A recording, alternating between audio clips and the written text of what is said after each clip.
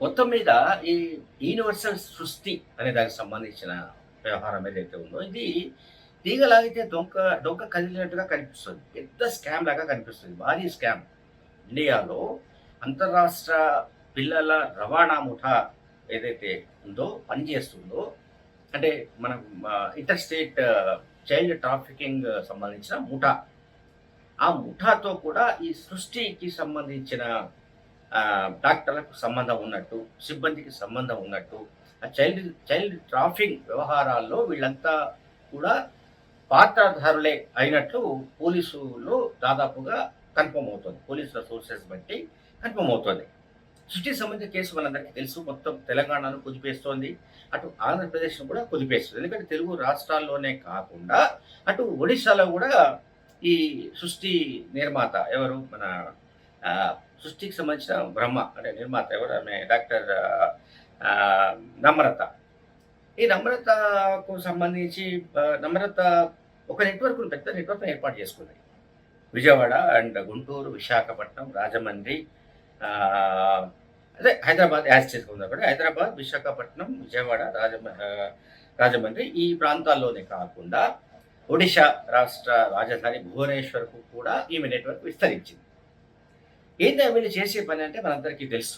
పిల్లలు లేని వాళ్ళు, సంతానం లేని వాళ్ళు ఈ సృష్టి అనే సంతాన సాఫల్య కేంద్రానికి ఐవీఎఫ్ కోసం రావడం, వాళ్ళ అవకాశం చూసుకొని, వాళ్ళ అవసరం చూసుకొని ఒక్కొక్క బిడ్డకు దాదాపు 30-50 లాక్స్ 30-50 లక్షల రూపాయల వరకు కూడా వసూలు చేసి వాళ్లకు బిడ్డను ఇచ్చేదన్నమాట. పిల్లవాడిని ఇచ్చేది. ఆడపిల్ల, మగబిడ్డను, పుట్టిన పిల్లను వాళ్లకు ఇవ్వడం అనేది జరుగుతున్నట్టుగా మనకు ఈ ప్రాథమిక దర్యాప్తులో తేలింది.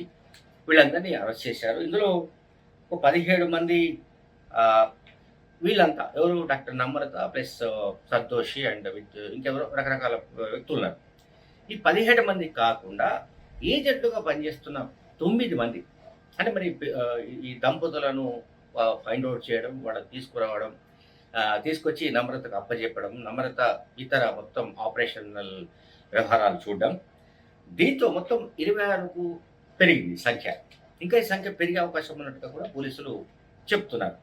5 రోజుల పాటు ఈ డాక్టర్ నమ్రతను కస్టడీలోకి తీసుకొని విచారణ కూడా జరిపారు. అంటే పోలీసులు తమ పద్ధతులు వాళ్ళు క్వశ్చన్స్ వేశారు. ఆమె కొన్ని వివరాలు చెప్పింది.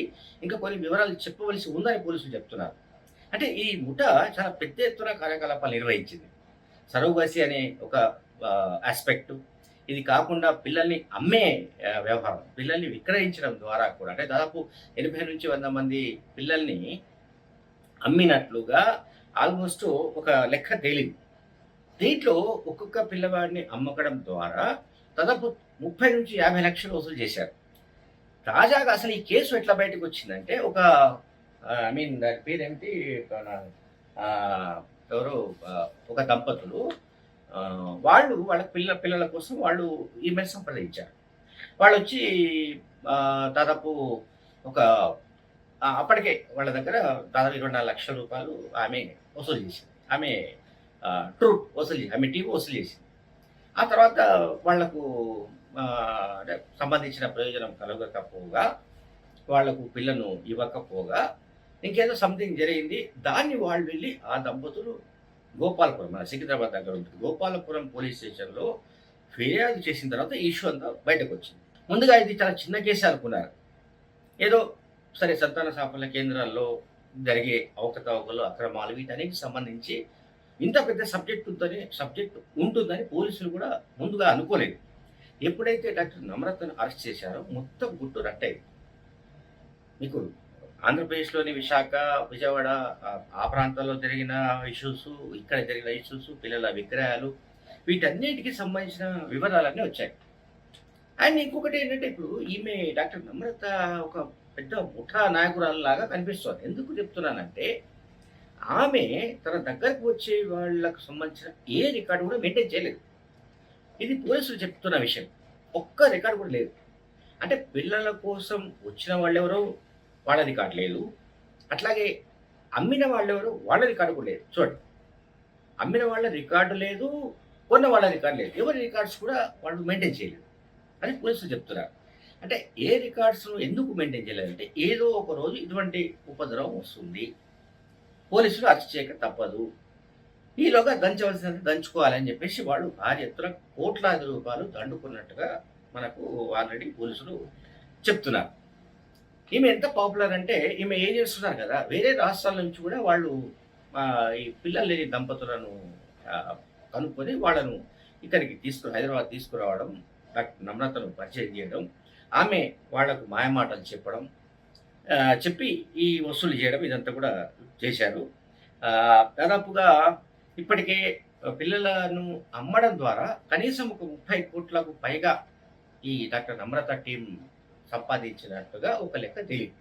ఇది 30 కాదు, ఇంకా 50 పైగా 50,00,00,000కు పైగానే ఉండవచ్చునని ఒక అంచనా. ఏమైనప్పటికీ కూడా ఇదొక సృజనాత్మకమైన కుంభకోణం ఇది. అంటే క్రియేటివిటీ ఉంది ఇందులో. ఎందుకు క్రియేటివిటీ ఉంది అంటే నేను చెప్తున్నాను. ఐవీఎఫ్ కోసం వస్తారు. అంటే సంతానం లేని వాళ్ళు సంతానం పొందడానికి సంబంధించి ఏదైతే ప్రక్రియ ఉంటుందో, దానికి సంబంధించిన వచ్చిన వాళ్ళను మళ్ళీ సరోగసి అని ఇంకా వేరే వాళ్ళు అంటే ఆహ్, అదంతా వేరే మనందరికి తెలిసిన విషయం. సరోగసి ఆ తర్వాత ఒకళ్ళని ఎవరైనా ఐడెంటిఫై చేసి ఎవరైనా బీద వాళ్ళకు ఒక మహిళ గర్భంలో ఈ ఈ ఈ ఈ పిండాన్ని పెట్టి లేకుంటే అటువంటి ఆ ప్రాసెస్ అంతా కూడా సరోగసి. ఆ సరోగసి కాకుండా మళ్ళీ అక్కడి నుంచి పిల్లలు పుట్టిన తర్వాత అసలు ఇప్పుడు రికార్డ్స్ మెయింటైన్ చేయని కారణంగా ఎవరి పిల్లవాళ్ళను ఎవరు అమ్మారో తెలియని కారణంగా అదొక మిస్టరీగా తయారైంది. ఎవరి దగ్గర ఎవరు పెరుగుతున్నారో కూడా తెలియదు. ఒరిజినల్‌గా వాళ్ళ డీఎన్ఏ ఏంటో టెస్ట్ చేస్తే తప్ప ఒరిజినల్ తల్లిదండ్రులు ఎవరో తెలియదు. మరి అమ్మిన వాళ్ళ రికార్డు లేదు, కొన్న వాళ్ళ రికార్డ్స్ కూడా లేకుండా ఈ నమ్రత ఎంత ముందు జాగ్రత్తగా ఈ వ్యవహారాలన్నీ కట్టబెట్టిందంటే ఆమె అంటే ఆమె పక్కా క్రిమినల్‌గా తెలుస్తోంది. ఎంతో క్రిమినల్ మైండ్ ఉంటే తప్ప ఏదో ఒక రోజు ఇటువంటి పరిస్థితి రాబోతుంది. వచ్చే అవకాశం ఉంది.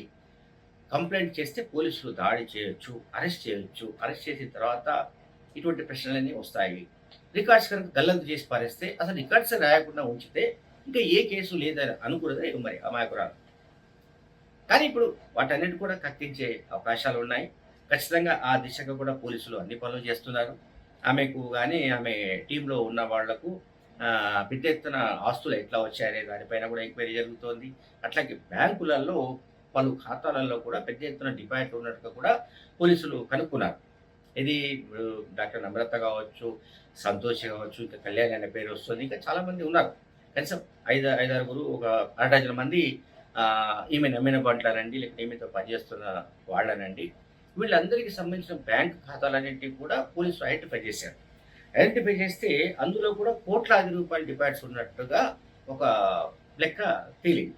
సో ఇది మొత్తంగా ఏంటంటే అంతరాష్ట్ర పిల్లల అక్రమ రవాణా ముఠాతో ముడిపడి ఉన్న కేసుగా ఒక నిర్ధారణకు పోలీసులు వచ్చారు.